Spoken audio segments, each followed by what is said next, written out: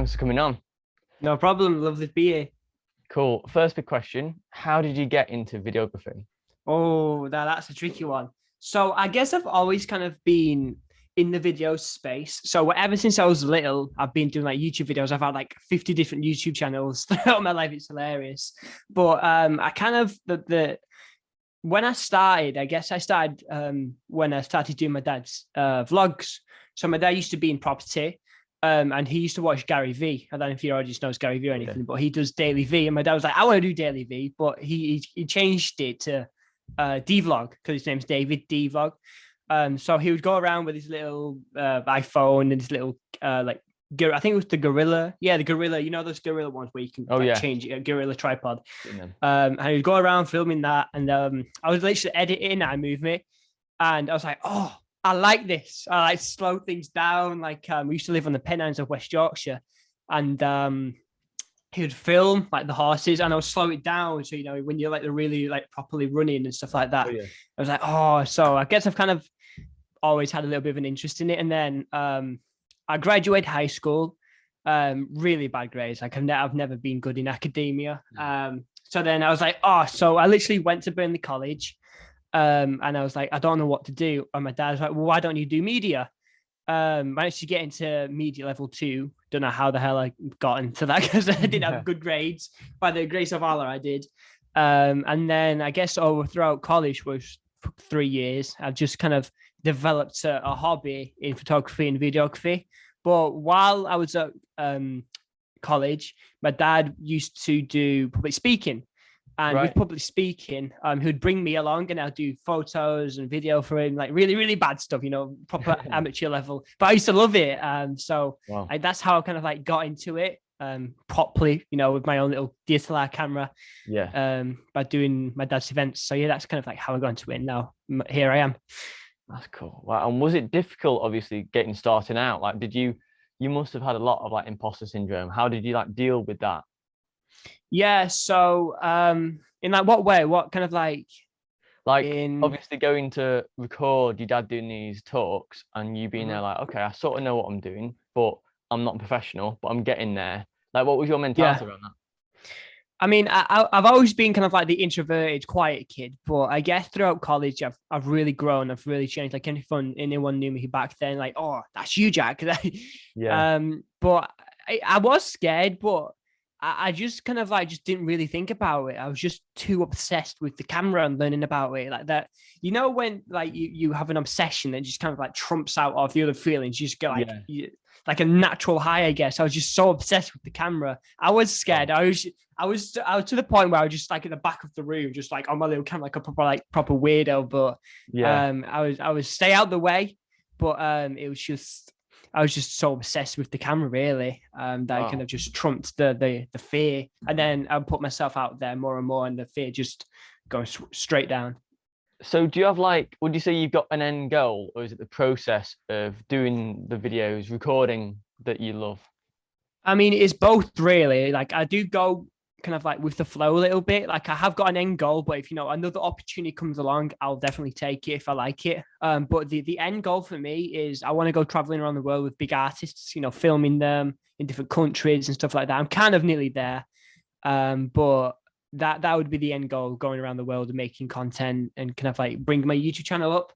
Cause I don't know if you know him, it's called Peter McKinnon. He's like a big space in like the photography scene, like freelance photography. So kind of like want to get millions and stuff like that. And just go traveling, making content with artists and doing my thing, really. Nice. Not being tied down to a 9 to 5. That's true. Yeah, exactly. And you're going abroad this summer, aren't you? Talk a bit about that. So I'm going to Bulgaria. The way it happened, I never planned for that to happen. I don't know how it happened. Well, I do know how it happened, but something you don't see, it comes up on your blind, says, whoa, I guess I'm going to Bulgaria now. So basically, I've got my own little Instagram where I put all my work on and stuff. The official, what it is Sunny Beach in Bulgaria. Right. It's called Sunny Beach Takeover. They're like the event organizers, but they own like the biggest nightclub in Bulgaria called DGV, and they followed me on their events organizer page, And I said, thanks for the follow. And they're like, yeah, no problem. You've got some cool videos. And then I responded to that by saying, if you ever need any videography, photography, just let me know. And then they're like, we're based out in Bulgaria, kind of a little bit too far for you to travel. And then I just left them on red. Yeah. And about a week or two later, I was like, hang on, why am I being so stupid here? I have no plans for summer. It's coming up. It was about end of March. I've got nothing planned for the summer. Why don't I offer them? Why don't I come over to Bulgaria, do all your content? Because COVID hit and they've got practically no new content, or they're using the content from 2019. So they were actually looking for some videographers to come over and do all of this new stuff. So it was like perfect. It's like I never planned for it. It just kind of like clicks. Like, hang on. I'm not doing this, but then I can be doing that. Like it's just no brainer, really. So that was via your Instagram, obviously the content you were pushing out. They saw that you didn't go to them. That's crazy. Mm-hmm. It's good that then. Yeah, it shows how you can like market yourself, doesn't it? Then so you must be good at marketing yourself to that extent that you can have new opportunities. That's cool. Yeah, it's all about the hashtags as well. You've got to have a certain hashtag. So I don't know how they found me or anything, but if I wasn't putting out content, they wouldn't have found me. I wouldn't have the opportunity. So what was it that inspired you then right from the start? Was it one of Gary V's video, or is there anyone else as well? What sort of inspired you? To get into like the videography photography scene. Yeah, that side. Yeah. Honestly, I mean, thinking of it now, I guess I've just kind of always had a thing for video. Honestly, like I said, when I was younger, I used to like these proper cringy YouTube videos, like, "Hey guys, welcome to my Minecraft Let's Play." Yeah, we're here playing good Minecraft and stuff like that. But like properly, I'd probably say it was probably like kind of like Gary V and all them. Really, I was like, I saw what they were doing. I was like, hang on, I've got a skill here. Yeah, and that can be, I can be marketing this and selling my services to people who don't know how to video edit, or don't have time to video edit. They don't know a thing about the camera. They want to just focus on what they do, and they want to get someone along to capture the event. I was like, hang on. So I guess it was just kind of like I've always been into it, but then Gary V and all that kind of like creator space just kind of like gave me the push to like, hang on, I can be making money from this. So that's kind of it, really. Cool. And what's the bit that you enjoy like the most, like the best bit of it, the whole process from like recording to video editing? What's the bit that you enjoy the most? I'll probably say being at the event. That's at the event. That can rival, nothing can rival that. Like being at the event, interacting with the people, getting to know them. I'm gonna buy a drone soon, like a little one you can fit in your hand. That's cool. Yeah. So I'm gonna go to like nightclubs and rock up with the drone, and everyone's gonna be like, "Whoa, you drone!" But when I rock up on my camera gear, everyone's like asking me questions. I just love it. Oh yeah, this does this. This is the gimbal. The gimbal does this. Cool. The way you hit the record there. So it's like I do like video editing and stuff, but I just like getting out there. Just like being out there in the time and actually being recording it. That's cool. Would you say that you mentioned like years ago you were introverted? Would you say you're more extroverted now? And does that help you on a night, for example, or doing your job? I mean, a good example of this is me versus my friend Jesse. So I've got a mate who's in Liverpool who does like all night clubs photography there. We're both introverts, but we go about it different ways. So I do mainly freelance. I don't have like, it is kind of like consistent work, but it's not like, we want you today, then. Yeah. So like I could get a job like, oh, we're putting on an event, come with us, like that sort of stuff. Like it is consistent, but it's inconsistent in terms of like bookings and stuff like that. So true. And she does like every Saturday, Sunday, Monday, all those at different nightclubs. And it's I've kind of lost my train of thought. What was the question again? I've completely lost my train of thought. Do you think it helps you to be more extroverted, or do you think? Oh, that was it. Yeah. I prefer doing what I'm doing. So it can be anything, like from what the start of stuff that you do, but it doesn't really matter, to be honest, because I think I'm introverted, but it all comes down to just pushing yourself and getting yourself out there. Like you can be the most introverted person, but if you like what you do, then it doesn't kind of really matter. But it only becomes a problem that I found is that when you get really, really busy, especially for me, like when I get introverted, you kind of like, I need my time to recover. from doing like 5 events in the past like 2 weeks or Yeah. something. I was like, oh, let me have a break. But Wow. if you're an extrovert, you can just keep going. You can keep going. Okay. Yeah. Makes sense. Yeah, super. And obviously you are where you are now. You're about to be booked for you've been booked for the summer, and that's like a massive step up for you. Yeah. What has been the most difficult time getting to where you are now? I'd probably say the first part of actually taking this, really seriously. Like proper starting out. Like I'm not talking about doing as a hobby. I'm proper starting out. Yeah. Like, you might have a 9 to 5, you might be at school or something, but you dedicate everything to this.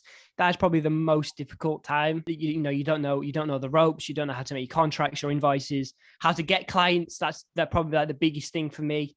I guess even now still, I don't 100% have a full blown system down. It's just kind of like I get them when I get them. That's kind of like that's the biggest, I guess, toughest time for me is starting out, learning the craft, learning everything. Like a lot of people on YouTube teach the creative side, do this camera angle, do that shot, do this, do that, but no one really teaches the business side. And that's what a lot of people struggle with. You can be the most crazy person in the world, but if you don't know how to get the bookings, get the clients and the business side, you're going to be a part-time creative, not full-time.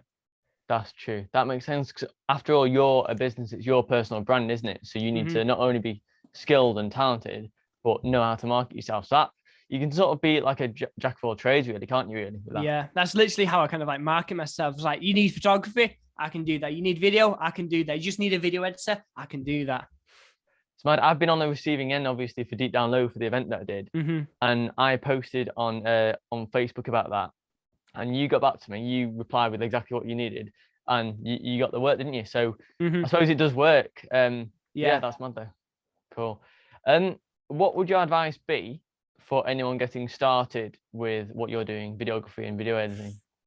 A number of things. Probably the first one, get a website. Like people always say, get an Instagram and stuff. That's another point of mine. But number one, get a website. People are not going to take you seriously if you do not have a website. Get your website up, get it all built, and then buy a domain. A domain doesn't cost that much. You could probably like 50 quid for the entire year. But once you have a website and it's take me, for example, like www.jackfernley@weebly.com, not professional, whereas jackfernley.com is professional. You can send your website and it shows them that, you take it seriously. You maintain your website. You kind of like SEO a little bit. Whereas if you were to send jackfernley.com to a client or Jack Fernley, like my Instagram, which one do you think they're going to go with? That's probably the first one. And then the second was probably getting Instagram, because that's where all the creatives are. And actually kind of TikTok in a way as well. I do TikTok as well. I've got 2 different channels. I've got like my own kind of like personal one where I kind of like just talk a lot of like rubbish. That's kind of blown up a little bit. I've got over 200k likes on that, but I'm starting a new one now for my videography photography, and I'm starting to get quite a lot of booming up there. The thing with TikTok is that it doesn't it's a lot, there's no limits to how much, I posted a video on my personal like 10 months ago, and it's the algorithms picked it back up for whatever reason. Wow. And it's doing quite well. But with Instagram, you can have like a really nice edited video or photo. The lifespan is that's going to be 5 minutes, and you're not going to have any more engagement. Right. So I guess Instagram's the more saturated, but if you want to like reach more up people, TikTok's the way to go. But those 3, your Instagram, your TikTok, and your website. Yeah. Makes sense. Super. Okay, cool. What's your process now when it comes to video editing, and where do you start the video editing process? Obviously you record the video clips on the event, but then what's your process when it comes to everything? I mean, actually start is really weird. Some people don't understand it. I start my video editing before I even go and shoot the event. Okay. So I asked the client, what music do you want? What kind of like things you're looking for? What shots do you want? Do you want more crowd shots? Because I made the mistake on my first ever nightclub that I did. I didn't ask them what they all wanted, and I made a little video. They really liked it, but they put it up and then they took it right down. The proper top guy was like, I don't like this. We wanted the crowd shots. But I was like, oh, but you didn't tell me you wanted crowd shots. But then he was like, so I was like, I'm not making that mistake again. So I always ask, what do. and then they tell me what they want. Say they want like a crowd shots, candid shots of people enjoying themselves, no like fake post stuff. Oh yeah. I'll then, get the music from them. The music's another really big part of it, because if your visuals don't match the track, it's going to look wonky and weird. Right. So I get the track, I get the shot list, so like the brief from them, and then I storyboard and do my shot list from that, and then kind of like have a rough idea, kind of like the scaffolding, I guess you could say. Yeah. And then I go out with my list and then shoot the event, and get the shots that I need to build a proper good video for them. Wow, that's mad. The amount of effort that goes into it. But I suppose if you're enjoying it, you're at the event, you're enjoying it. I suppose it's better to get like more content than you need, isn't it? So if you see something, honestly, like, how do you decide whether to video something or not? What like catches your eye? To be honest, like the main thing I do is live events. Yeah. And that's the full-blown one. I mean, anything really. Like if I see a girl enjoying herself in the corner, I go over, boom. Yeah.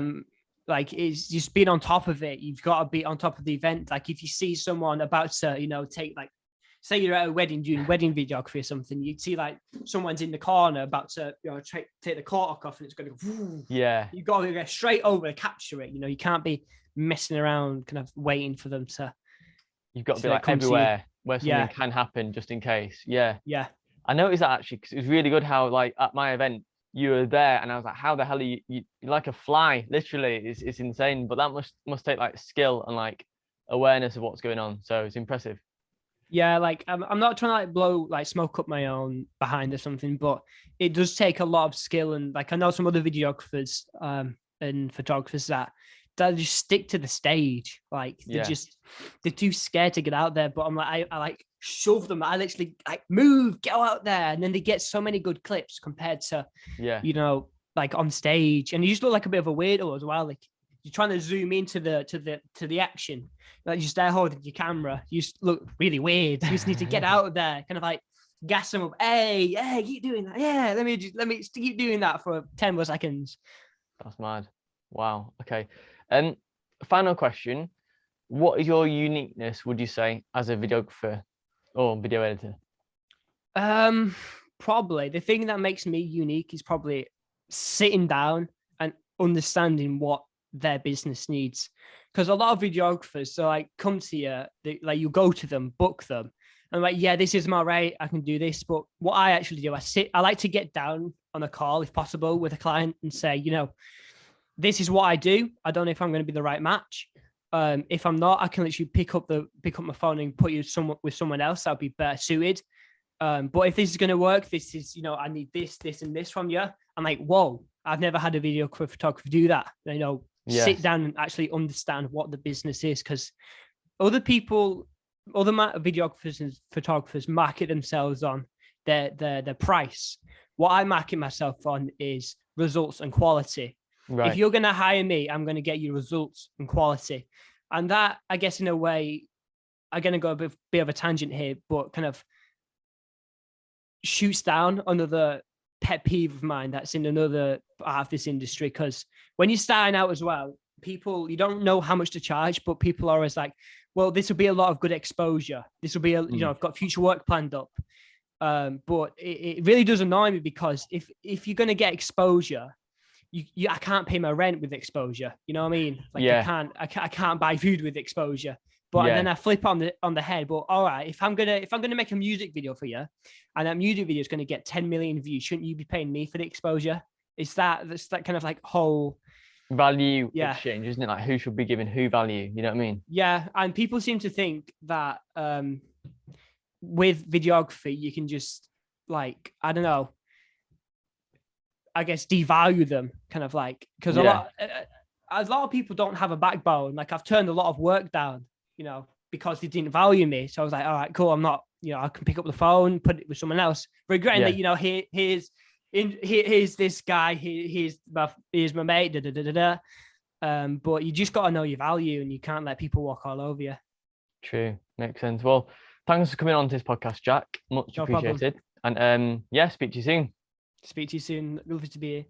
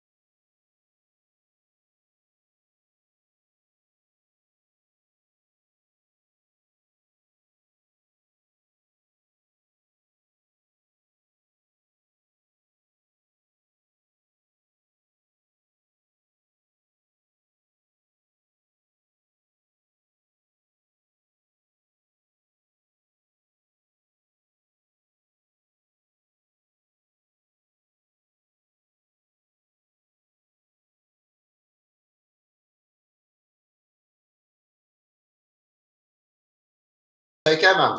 No worries. Bye.